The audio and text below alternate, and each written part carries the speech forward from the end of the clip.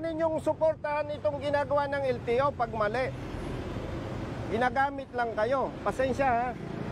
Hindi ko kayo kinu-question na manghuli. At kung hindi ninyo kayang gawin ang tama, magsilayas na kayo. Baka nako-confuse kayo, hindi ito trabaho ng congressman. Wala lang magtatanggol doon sa maliliit na motorista. Bok, sinong team leader nyo? Ayun po, sir. May busita to.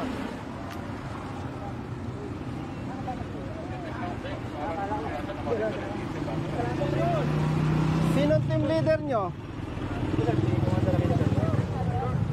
Ikaw ba ang team leader? Anong kalokohan na ginagawa nyo? Tawagan mo ang LTO. Brother, LTO. LTO. Personnel kayo ng ano? 13. Anong kalokohan ginagawa ninyo? Kinakaya-kaya ninyo ang motorsiklo. Ba't di kayo pumapara na ibang sasakyan? Kalokohan yung ginagawa nyo, brother. Ayan o, naka puro motorsiklo. Hindi nga, nakita ko nga eh. Kaya nga bumalik ako eh. Huwag ganon. Bakit kayang-kaya nyong hulihin ang motorsiklo? Yung ibang sasakyan hindi. Manghuhula ba kayo para yung ibang sasakyan walang violation? Hindi, nakikita ko naman eh, brother eh. Yan o, puro motorcycle riders. Ito po yung... Hindi nga eh. Opo. Kita ko nga. O sige, may isang four wheel. Pero ano yung mga nakatambak? Sergeant Aquino. Sergeant Aquino. Nakakapikon kayo eh. Masyado ninyong kinakaya-kayang mga riders eh. Duwag ba kayo? O, ikaw, tanungin kita. Gusto mo ba sabihin ang kriminal sa hanay lang ng riders? Hindi, sir. O, sino yung mga nang-aambus? Anong ginagamit na sasakyan? Four wheel. O, bakit ganyan ang ginagawa ninyo?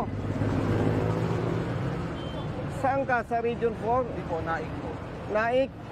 Hindi ko kayo pinagbabawalang manghuli. Hindi ko kayo pinagbabawalang manita. Kasi law enforcement. Pero nakakabwisit yung ginagawa ninyo. Riders lang kinakaya-kaya nyo.